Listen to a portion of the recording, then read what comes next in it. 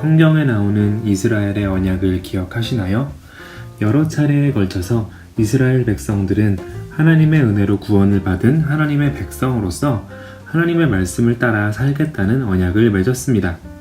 1638년 스코틀랜드에서 전국적으로 이루어진 국민 언약은 이러한 이스라엘의 언약을 본따한 것입니다. 제임스 6세 겸 1세의 아들인 찰스 1세는 아버지의 노선을 따라 스코틀랜드에서 주교 제도를 더 강력하게 시행하려고 했습니다. 1636년에 만들어진 스코틀랜드 교회 법전은 그가 장로교 제도를 제거하고 주교 제도를 강화하려고 하는 의도를 잘 보여줍니다.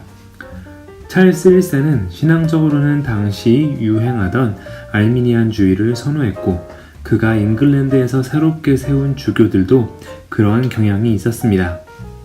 그리고 고상함과 질서가 드러나는 예배의 형식을 찰스 1세는 선호했는데 이것은 그가 1637년 스코틀랜드에 도입한 공동기도서에서 가톨릭의 예배 의식을 많이 본땄다는 것에서도 잘 드러납니다.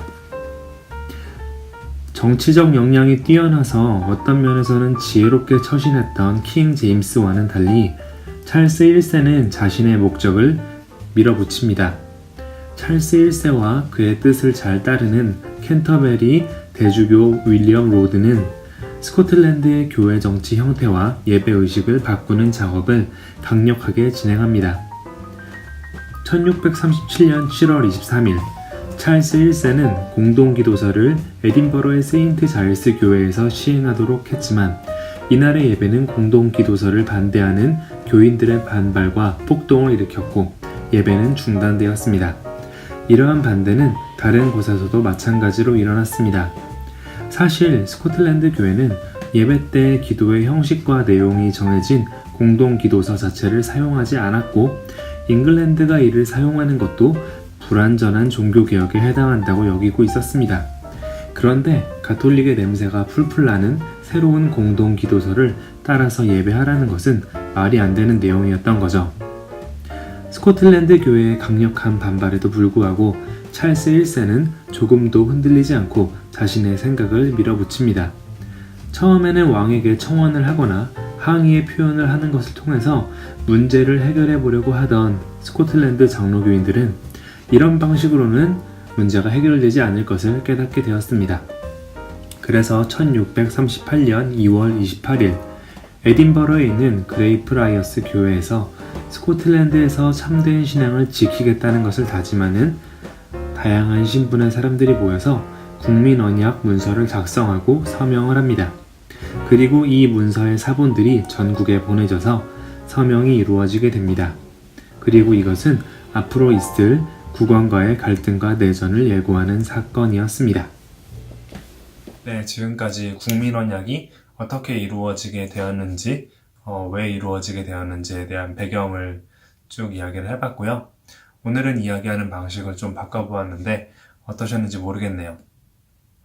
네, 어쨌든 국민언약은 스코틀랜드 사람들이 어떻게 보면 그들의 나라를 참된 신앙을 이제 따르는 나라로 지키기 위해서 맺은 언약이 바로 국민언약이다라는 것을 이제 생각을 하였으면 좋을 것 같습니다.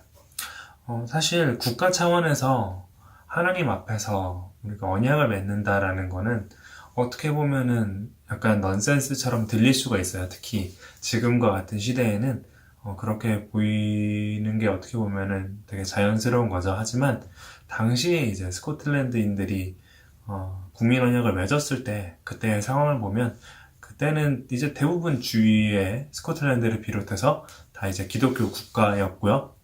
그리고 참된 신앙을 지키기 위한 그런 투쟁이 여기저기서 스코틀랜드뿐만이 아니라 다른 곳에서도 막 이루어지고 있었던 그런 시기였기 때문에 그러한 배경 속에서 이들이 국민 언약을 맺은 것을 살펴보면 이해가 안 되진 않을 것 같아요.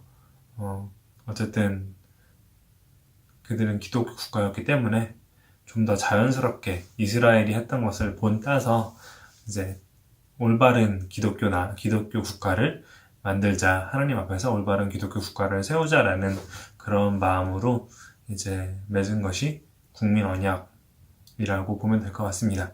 새롭게 만들었다기보단 이제 이미 그 이전에 국민 언약을 하기 전에 그 스코틀랜드 사람들은 이제 자기들의 나라가 그 하나님과의 언약 관계 속에 있다고 생각을 했고요. 그리고 그 언약을 새롭게 갱신하는 차원에서 맺은 것이 국민 언약이라고 보면 될 것 같습니다. 네, 오늘은 여기까지 이야기를 해보고요. 다음에 또 다른 주제를 이야기해 보겠습니다.